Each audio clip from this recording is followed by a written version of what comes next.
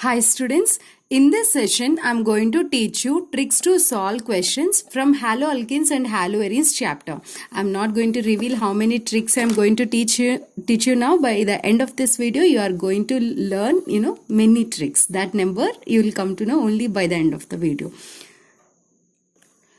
Majorly questions from haloalkenes and haloarenes comes from SN1 and SN2.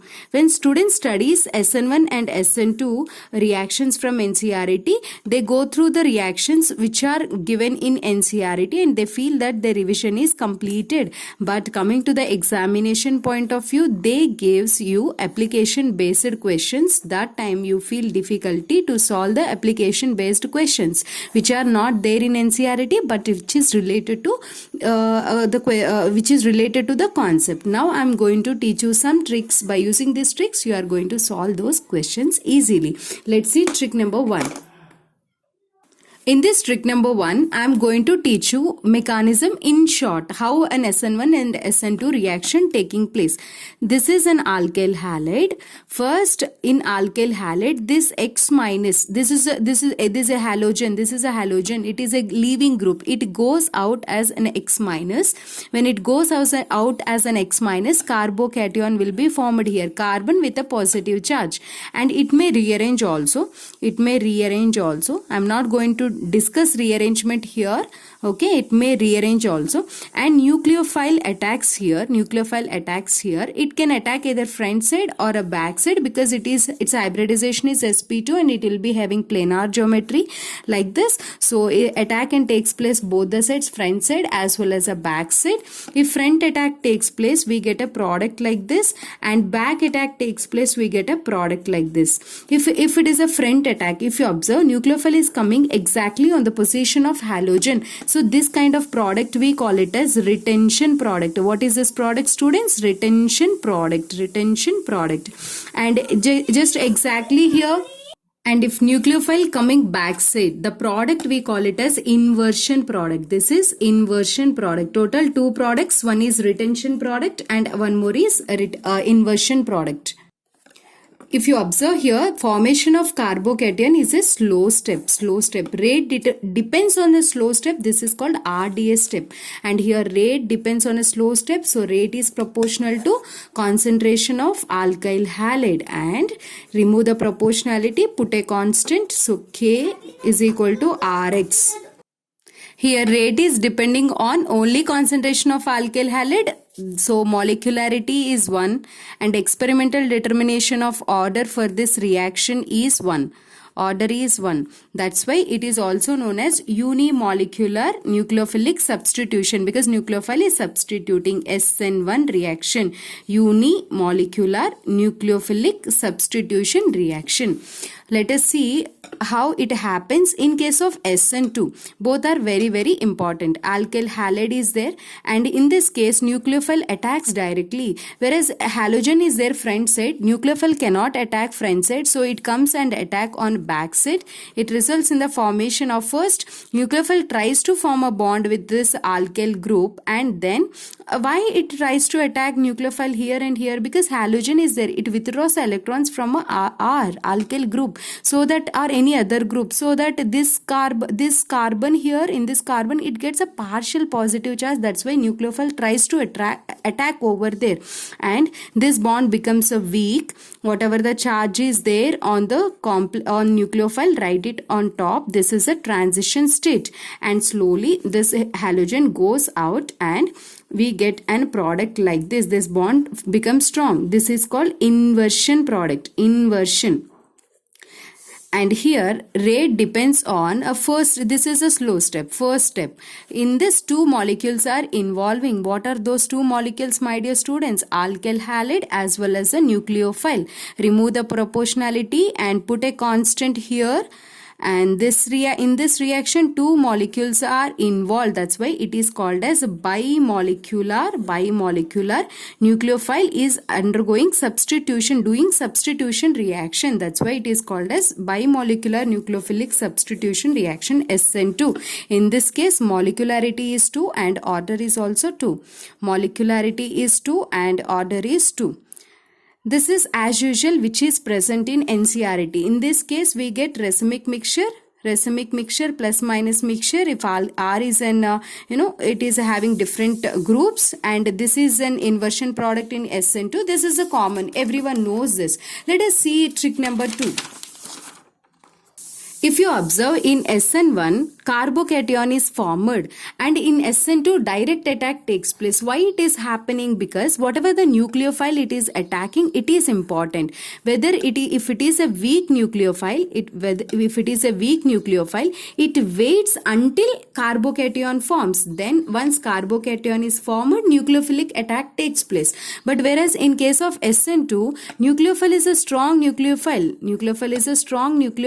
Direct attack of nucleophile takes place, and then product will be formed. This reaction proceeds through a transition state, and if you observe here, it is passing through a carbocation intermediate, here transition state, fine.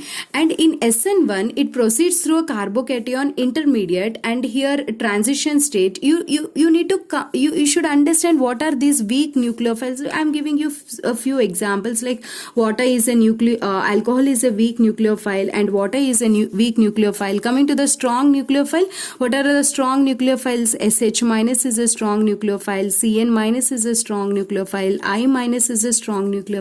These are strong nucleophiles. Let us see trick number 3. What you need, first trick just we discussed the mechanism. In second trick we discussed which is a weak nucleophile and strong nucleophile. Weak nucleophile favors SN1, strong favors SN2. So by seeing this on a reaction, you should be able to identify whether it is SN1 or SN2. In case of SN1, as I told you, it proceeds through the carbocation, and SN2 it proceeds through the transition state. So more stability is of a carbocation, then reaction moves faster, rate is more. So tertiary carbocation more stable than secondary than a primary. You need to give the priority when tertiary is there SN1. When compared to secondary and primary, it is more stable. Why? Because tertiary alkyl halide undergoes reaction faster when compared to secondary. And then you know, right, what is tertiary? Secondary, halogen connected to the carbon which is connected to 3 other carbons, it is tertiary. Halogen connected to carbon which is connected to two other carbons, secondary.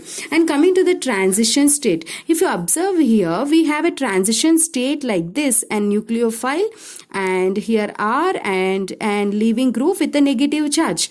Here transition state is having a negative charge. So if you put any electron withdrawing group, so that the negative charge is pulled by this electron withdrawing group, when negative charge on the species, this one transition state decreases, so that stability increases, then speed of SN2 reaction increases. So electron withdrawing groups is there, then it is favorable. For example, CH3Cl is there, and C double bond OH, I am removing one hydrogen and I am keeping here C double bond OH group. Then in this two, which is having more SN2 reaction, this is having more SN2 reaction. Why? Because when electron withdrawing group is there in alkyl halide, so that during its transition state, that negative charge will be decreased by this electron withdrawing group, and stability of TS increases and SN2 increases. This is very, very important. So simple thing, one more point. SN1 case nucleophile likes to attack more crowded side, because more crowded carbocation, tertiary carbocation is more stable, more crowded side. And in SN2 case, nucleophile attacks towards less crowded side. Why less crowded side? When nucleophile is present, it cannot, here halogen is there. If you observe here, halogen is present here, it cannot attack front side, so it comes and attack back side. That is the reason, and less crowded is favored. So more crowded alkyl halide should be tertiary, secondary, then a primary. This is the order of SN1 reactivity. Coming to the SN2 reactivity, primary greater than, secondary greater than, tertiary. This is also very, very important. And now the thing is, when trick number 4, when tertiary is there, directly you can say tertiary is there, directly you can say it undergoes SN1 reaction. When primary is there, directly you can say it undergoes SN2 reaction. Coming to the secondary, it may be SN1 as well as a SN2. This is a confusing part to the students, and in exam also questions comes from the secondary. So when secondary alkyl halide is given, so in that case how can you identify whether it undergoes either SN1 reaction or SN2 reaction? That case you need to see based on the nucleophile and the solvent. Nucleophile should be a weak nucleophile. What are the weak nucleophiles, my dear students? Water and alcohol are some examples, and then SN1 reaction proceeds. In case of SN2, strong nucleophiles like SH minus, Cn minus and I minus. Secondary with SH minus, definitely it is SN2. No need to worry of anything. And coming to the solvent also, which is important. What kind of solvent is favorable? Polar protic solvents favors SN1 reaction. What are polar protic solvents? Solvents which gives H plus ions. Hydroxyl group containing solvents like water, which gives hydroxyl group containing compounds. Water gives H plus, and alcohol also contains OH, which gives H plus, and acids like acetic acid also, which gives H plus. All these are polar protic solvents. When these solvents are present, then directly you can write the product based on SN1. SN1 means intermediate is tertiary carbocation, and inversion as well as retention product form, racemic mixture will be formed, plus minus mixture will be formed if R is a chiral. Clear? And coming to the SN2, what kind of solvent is favored, my dear students? Polar aprotic solvents are favored. What are polar aprotic solvents? Solvents which are polar in nature but not having any kind of H plus ions, it won't donate, like ether is an example, acetone is an example. Acetone means CH3, C double bond O, CH3. Acetone is an example. And remove that this one, oxygen, put sulfur, you will get dimethyl sulfoxide is an example, dimethyl formamide is an example. When you see these solvents, then you have to mark it as an SN2. You need to proceed the reaction through SN2 mechanism. Now I am going to teach you trick number 5. In some cases, no need to add, nucleophile, different solvent is different. Both solvent and same substance acts as a solvent as well as a nucleophile. Those reactions we call it as in solvolysis. That process is called as a solvolysis. Fine. And here, if sometimes if on a reaction water is there, then what kind of reactant nucleophile it can be? It is a weak nucleophile, and it is also as a solvent, polar protic solvent. So you can mark it as an SN1 reaction. And if acetone is there as a solvent, then you can mark it as an SN2 reaction because it is a polar aprotic solvent. Then you will mark SN2. Here water, SN1, acetone, SN2, there is no confusion. But the problem is when you take an alkyl halide, in that this is a solid. Alkyl halides are solids. They cannot directly react with a nucleophile. Always we need a solvent to dissolve them. These solvents we need to dissolve both nucleophile and alkyl halide. If you dissolve in a solvent, then reaction takes place. So water cannot solve this alkyl halide. It cannot form a hydrogen bonding to major extent. So we need some other solvent to support it. Little bit of acetone we take. So when you see on any reaction, water as well as acetone, don't confuse, that is SN1. Only acetone, SN2 reaction. This point I want to make clear. Next, trick number 6. If you see the alkyl halides, I told you tertiary alkyl halide favors SN2, then secondary, then a primary. And this is SN1, right? Sorry. And coming to the primary, alkyl halides favors SN1 because they are less crowded. Then secondary and tertiary, then it is SN2. They favors SN2. But when a primary only, in that case, if beta branching is present, what do you mean by beta? This is an halogen. Next carbon is, this is alpha carbon. Next carbon is beta carbon. Suppose on this carbon, this is an halogen, and here one more group is there. And another condition here, two groups are there on beta carbon. If you observe in this crowding is more and bulkiness is more, and whatever the carbocation it forms, it gets a more stability because of this bulkiness, and it likes to form a carbocation. It wants to relieve from the strain. Simply to say that beta branching, here beta branching is more, beta branching increases, beta branching increases, then SN1 reaction increases, SN1 reaction increases. If beta branching increases, SN2 reaction decreases, because crowding is more, nucleophile cannot attack on this carbon due to more crowding. Clear, my dear students? Now let us see trick number 7.